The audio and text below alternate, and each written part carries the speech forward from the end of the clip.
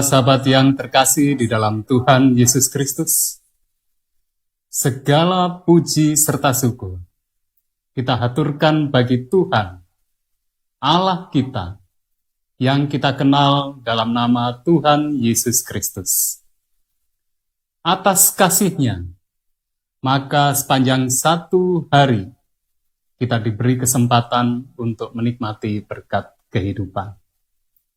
Dan pada malam hari ini saya, Pendeta Gurnedi, kembali mengajak para sahabat sebelum kita beristirahat, kita mendekatkan diri kita kepada Tuhan melalui doa malam bersama.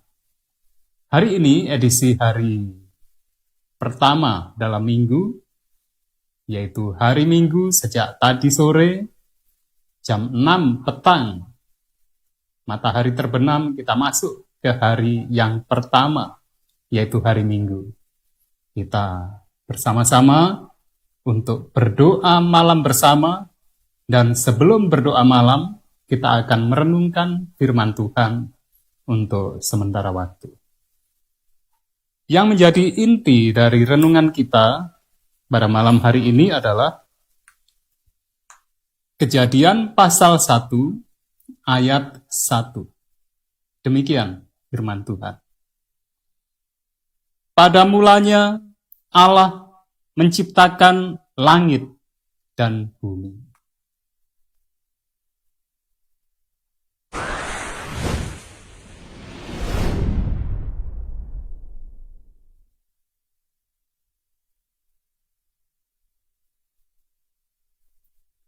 Para sahabat yang sangat dikasihi Tuhan, pada pertemuan di edisi pertama ini, saya sengaja untuk mengajak kita semuanya mengawali renungan dari kitab Kejadian pasal 1 ayat 1, atau dengan kata lain, ayat pertama yang ada di dalam kitab suci, Alkitab.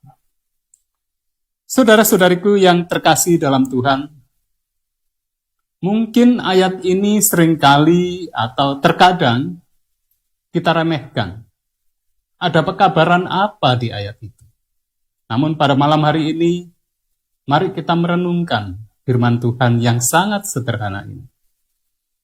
Apabila kita membaca Kejadian pasal 1, maka kita mendapati bahwa di awal Kejadian pasal 1 itu, kita mendapati satu keadaan yang sungguh tidak baik.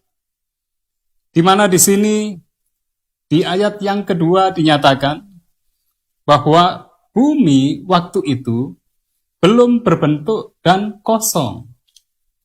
Saudara-saudariku yang terkasih di dalam Tuhan, bumi waktu itu belum berbentuk dan kosong, dan tentu ini satu keadaan yang tidak baik. Tetapi apabila kita melihat di Kejadian pasal 1, bagian akhir, maka kita akan mendapati satu kondisi yang sangat jauh berbeda. Di Kejadian pasal 1 ayat yang ke-31 menyatakan bahwa, maka Allah melihat segala yang dijadikannya itu sungguh amat baik.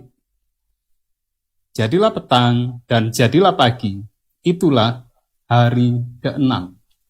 Luar biasa, para sahabat yang terkasih di dalam Tuhan. Di awal Kejadian pasal 1, kondisi bumi dikatakan belum berbentuk dan kosong.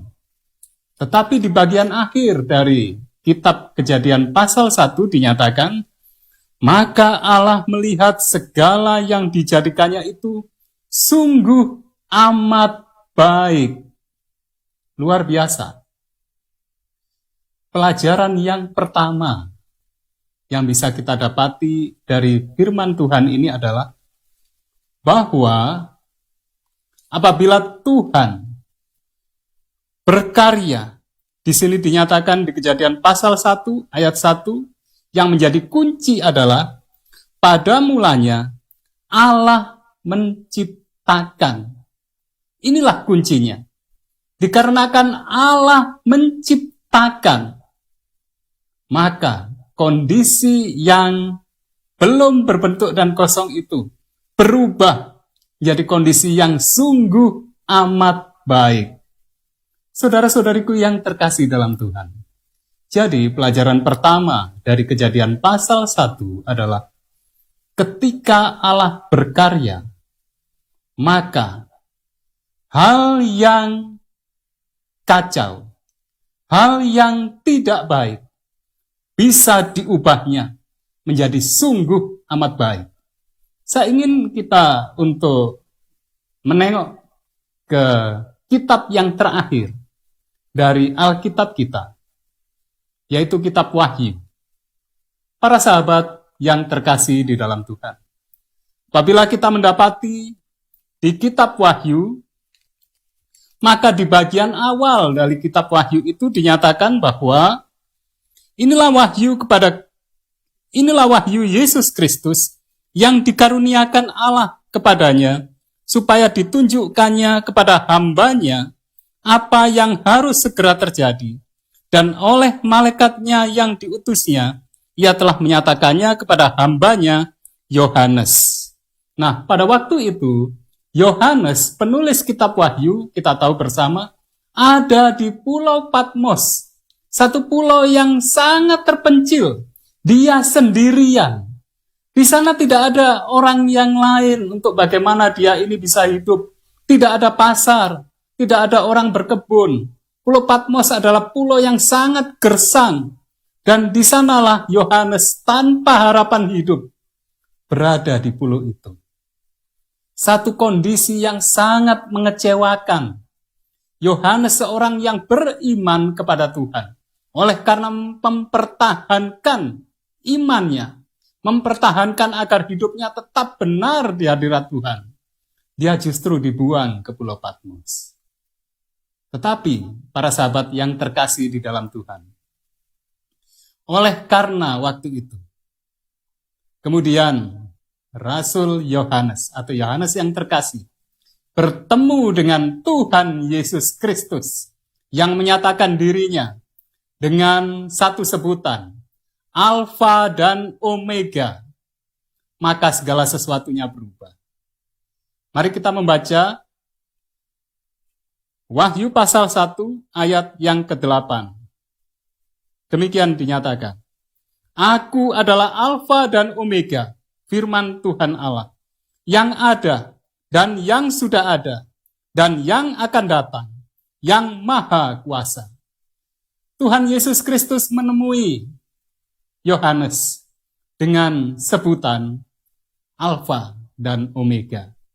Dan dinyatakan bahwa Alfa dan Omega itu adalah yang ada dan yang sudah ada dan yang akan datang, dan yang terpenting di sini, yang maha kuasa. Itulah Tuhan yang menemui Yohanes waktu itu. Dia yang ada, yang sudah ada di masa lampau, dan yang sedang ada, dan yang akan datang, dia juga yang maha kuasa. Sehingga apabila kita membaca buku Wahyu di bagian akhir, di mana di sana juga dinyatakan tentang sebutan istilah Alfa dan Omega. Dan istilah Alfa dan Omega ini 3 kali terdapat di buku Wahyu ini. Yang pertama yang tadi kita baca di Wahyu pasal 1 ayat yang ke-8. Kemudian ada juga nanti di bagian akhir di Wahyu pasal 21 ayat yang ke-6. Kemudian Wahyu pasal 22 ayat yang ke-13. Nah, di bagian akhir buku Wahyu itulah, di buku Wahyu pasal 21 dan pasal 22, Alfa dan Omega membuktikan bahwa dia yang maha kuasa bisa merubah segala sesuatu. Dan kita dapati di bagian akhir dari buku Wahyu dinyatakan mengenai satu tempat yang sangat berbeda dengan Pulau Patmos. Apabila buku Wahyu diawali dengan satu kondisi yang sangat mengecewakan Yohanes, di Wahyu pasal-pasal terakhir, Yohanes mendapatkan satu kebahagiaan yang luar biasa.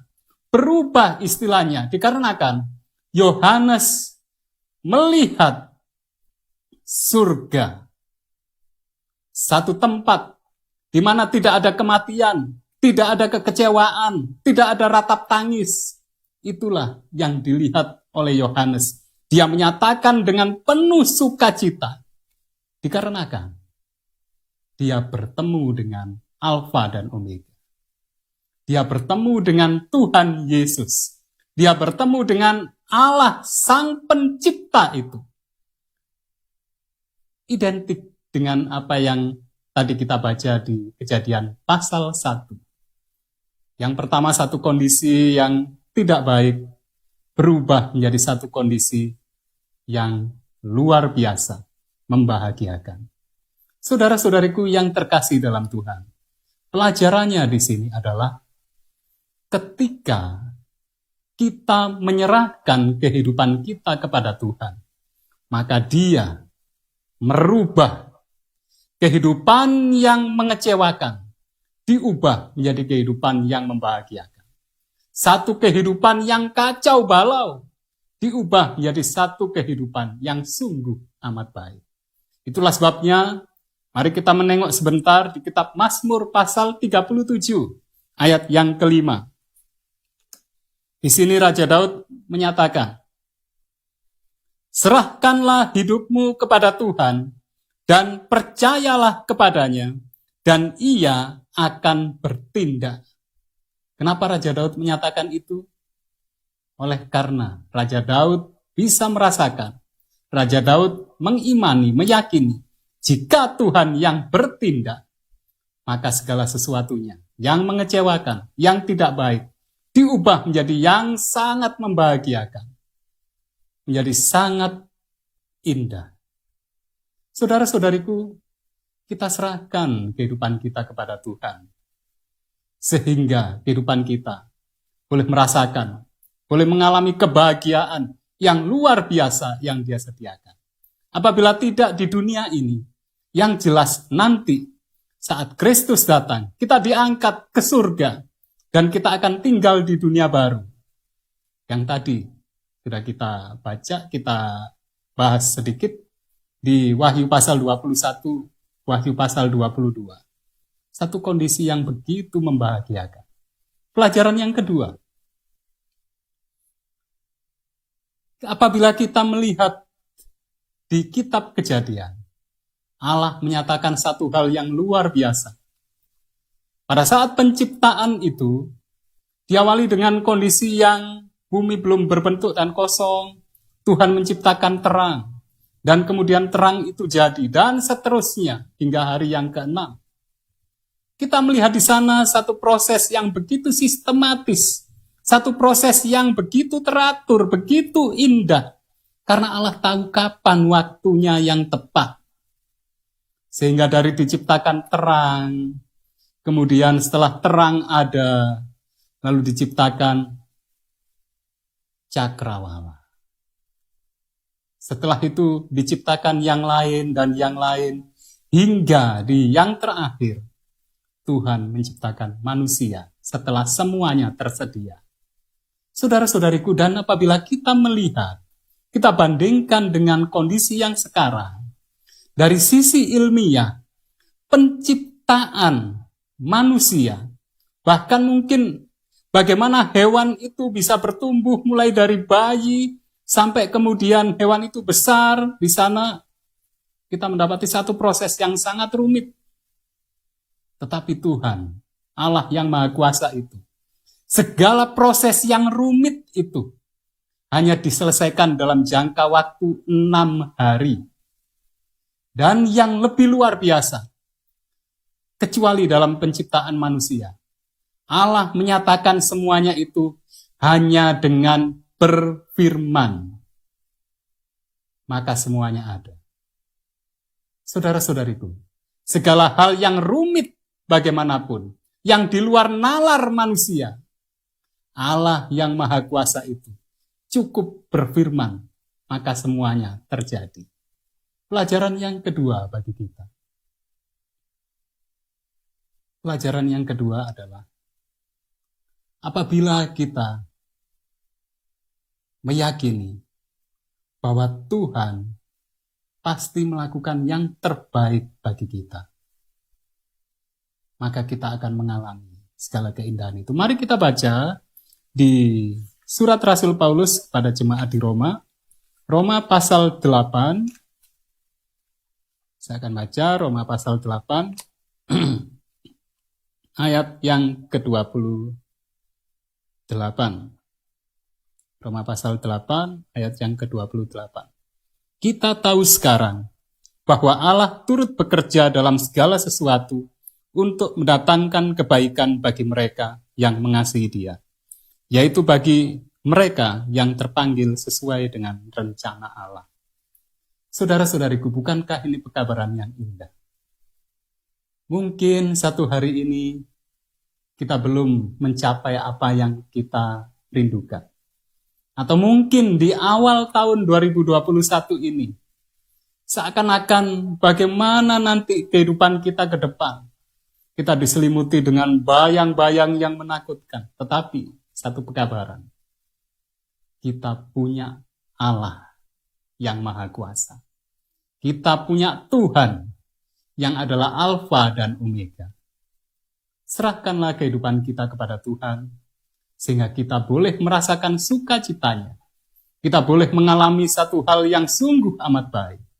Dan kita boleh merasakan bagaimana kuasa Tuhan itu boleh merubah segala sesuatu. Yang di luar nalar pun, yang jauh dari yang kita pikirkan. Yang lebih dahsyat, yang lebih indah daripada keterbatasan pikiran kita. Tuhan akan nyatakan. Biarlah itu menjadi berkat bagi kita, sehingga kehidupan kita untuk malam hari ini, kita boleh hidup, boleh tidur, beristirahat dengan penuh kedamaian. Dan besok pagi kita bangun dengan penuh sukacita untuk menjalani hari yang baru. Mari kita semuanya bersatu dalam doa. Kita tunduk kepala, kita berdoa. Tuhan Bapa kami di surga, segala puji, hormat, serta syukur kami haturkan kehadirat Tuhan. Di mana Tuhan sudah memberkati kami sepanjang satu hari ini. Dan malam hari ini Tuhan kami akan beristirahat. Kami memohon Tuhan, kiranya Tuhan berkenan untuk kehidupan kami satu hari ini. Dan apabila ada hal yang kurang sesuai dengan kehendak Tuhan, kami mohon ampun Tuhan. Malam hari ini kami akan beristirahat. Kami memohon pula Tuhan berkenan menjaga dan memelihara kami. Tuhan berkenan untuk menjaga dan memelihara orang tua kami, para sahabat kami, para keluarga kami yang saat ini tidak bersama dengan kami. Sehingga kami semuanya untuk malam hari ini boleh beristirahat dengan baik. Tuhan berkenan mencurahkan berkat keselamatan, kesehatan, berkat hikmat, sehingga kami semuanya, keluarga kami yang dekat dan yang jauh, semuanya boleh senantiasa sehat, boleh senantiasa hidup berkenan di hadirat Tuhan, boleh menjadi berkat bagi sesama kami, dan kami semuanya semakin siap, semakin bersedia menyambut Kristus yang sudah semakin segera datang. Terima kasih Tuhan. Tuhan telah menyempurnakan dan menjawab doa kami, dan semuanya kami persembahkan di dalam nama Tuhan kami Yesus Kristus, penebus dan juru selamat kami. Amin.